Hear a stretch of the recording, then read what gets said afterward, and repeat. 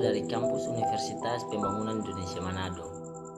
Di sini saya akan menyampaikan materi tentang pengertian penyakit asma. Alasan saya membuat video dalam rangka mengikuti ujian akhir semester mata kuliah keperawatan dasar 1. Ya, kita masuk pada pengertian asma. Asma sendiri berasal dari kata asma. Kata ini berasal dari bahasa Yunani yang memiliki arti sulit bernapas.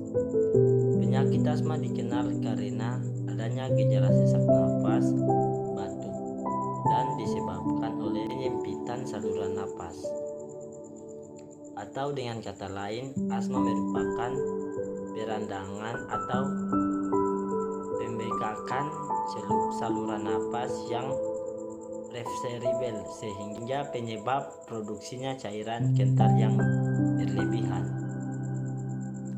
Asma merupakan penyakit inflamasi kronik saluran napas yang disebabkan oleh reaksi hiperresponsif atau sel imun tumbuh seperti mast cell, His dan T-lymphocytes terhadap stimul tertentu dan menimbulkan gejala dyspnea, hissing dan batuk akibat obstruksi.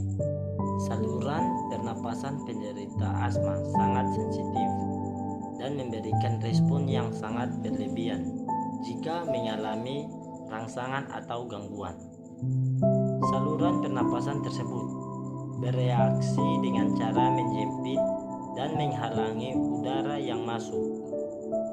Penyempitan atau hambatan ini bisa mengakibatkan salah satu atau gabungan dari berbagai gejala mulai dari batuk, sesak napas, napas pendek, tersengal-sengal, hingga napas yang berbunyi ngik-ngik. Penyakit asma dibagi menjadi dua jenis, yaitu asma ekstrinsik dan asma intrinsik. Asma ekstrinsik adalah bentuk asma yang paling umum dan disebabkan karena reaksi alergi penderitanya terhadap hal-hal tertentu yang tidak membawa pengaruh apa-apa terhadap mereka yang sehat. Pada orang-orang tertentu seperti pada penderita asma, sistem imunitas bekerja lepas kendali dan menimbulkan reaksi alergi. Reaksi ini disebabkan oleh alergen.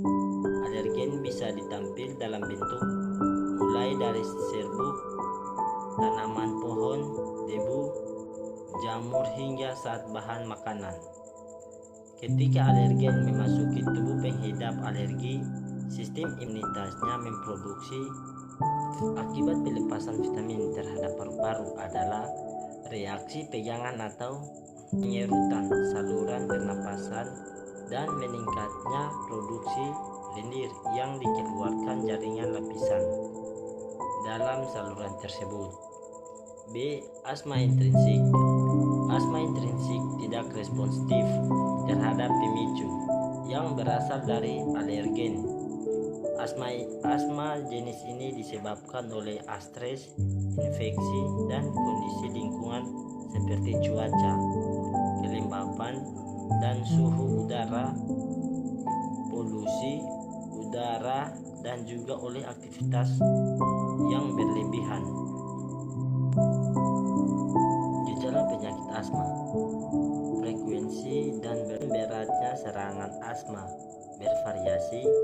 Beberapa penderita lebih sering terbebas dari gejala dan hanya mengalami serangan-serangan sesak napas yang singkat dan ringan yang terjadi sewaktu-waktu. Penderita lainnya hampir selalu mengalami batuk dan serta mengalami serangan hebat setelah menderita suatu infeksi virus. Setelah terpapar oleh alergen maupun rutin menangis atau tertawa keras juga bisa menyebabkan timbulnya gejala dan juga sering batuk berkepanjangan. terutama di waktu malam hari atau cuaca dingin. Suatu serangan asma dapat terjadi secara tiba-tiba, ditandai dengan napas yang berbunyi tinggi, terutama terdengar ketika penderita menghembuskan napasnya di lain waktu.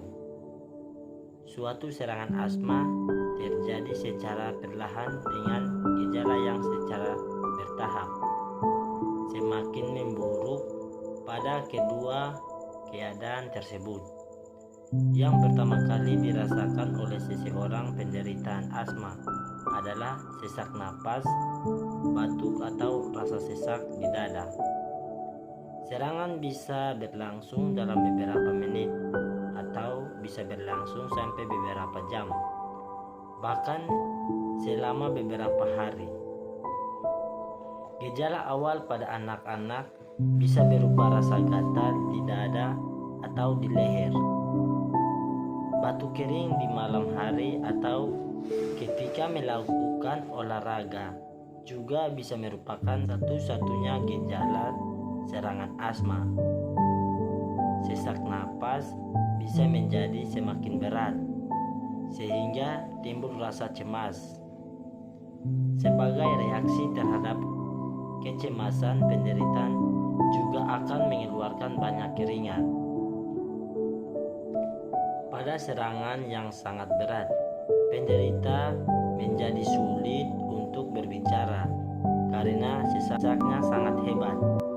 Kebingungan, letargi, atau keadaan kesadaran yang menurun, di mana penderita seperti tidur lelap, tetapi dapat dibangunkan sebentar kemudian segera tertidur kembali. Dan cyanosis atau kulit tampak kebiruan merupakan pertanda bahwa persediaan oksigen penderita sangat terbatas dan perlu segera dilakukan pengobatan. Meskipun telah mengalami serangan yang berat, biasanya penderita akan sembuh sempurna.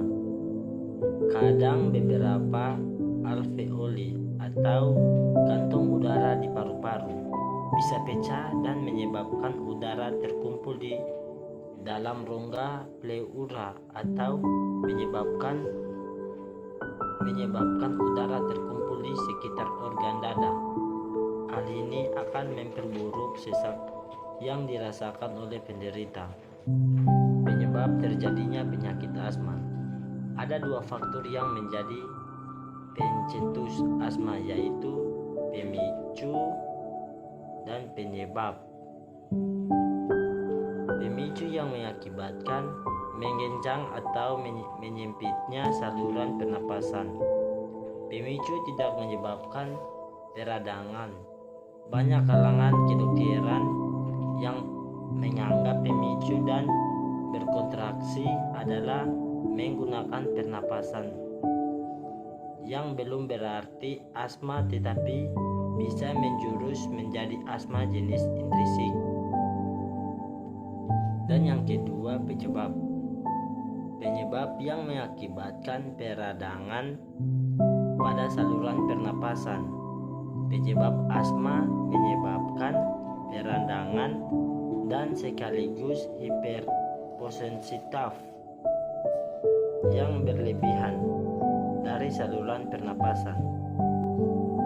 Sekian materi yang saya sampaikan. Semoga apa yang kalian dengar bisa mengerti apa yang saya sampaikan. Dan jangan lupa bergabung di kampus kami, Kampus Universitas Pembangunan Indonesia Manado, Fakultas Keperawatan, dan tonton video berikutnya sampai habis. Selamat datang di Universitas Pembangunan Indonesia Manado yang terletak dekat dengan kawasan bisnis Bahu Mall Manado. Tempatnya di Kelurahan Bahu, lingkungan 3 Manado, sangat strategis di pusat kota Manado. Dibangun di atas lahan seluas 2,5 hektar, Universitas Pembangunan Indonesia Manado berdiri megah dengan ruangan 7 lantai, terdiri dari ruangan kelas, ruangan kantor, perpustakaan, laboratorium komputer, laboratorium keperawatan, pengadilan semu, dan laboratorium bahasa, kantin, serta rooftop di lantai atas. Universitas Pembangunan Indonesia Manado memiliki 6 fakultas dengan program studi, yaitu Fakultas Pertanian, Prodi Agribisnis, Fakultas Hukum, Prodi Hukum, Fakultas Teknik, Prodi Teknik Elektro dan Teknik Sipil, Fakultas Ilmu Sosial Ilmu Politik, Prodi Ilmu Politik, Fakultas Sastra, Prodi Sastra Inggris, Fakultas Keperawatan, Prodi Ilmu Keperawatan, dan Profesi Nurse. Didukung oleh sumber daya manusia yang berkompeten dan tersertifikasi, Universitas Pembangunan Indonesia Manado memiliki dosen dan tenaga kependidikan dengan latar belakang S2 dan S3 lulusan dalam dan luar negeri. Proses belajar mengajar dilaksanakan dengan teknologi informasi merujuk perkembangan dunia modern saat ini, dilakukan dengan sistem e-learning dan sistem ujian online atau ULAIN.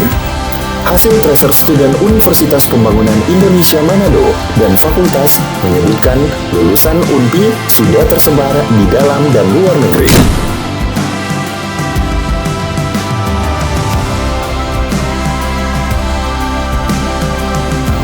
Selamat bergabung putra-putri terbaik bangsa. Kembangkan dirimu, raih cita-citamu setinggi bintang di langit. Kami siap menghasilkan generasi terbaik dan pemimpin di masa depan.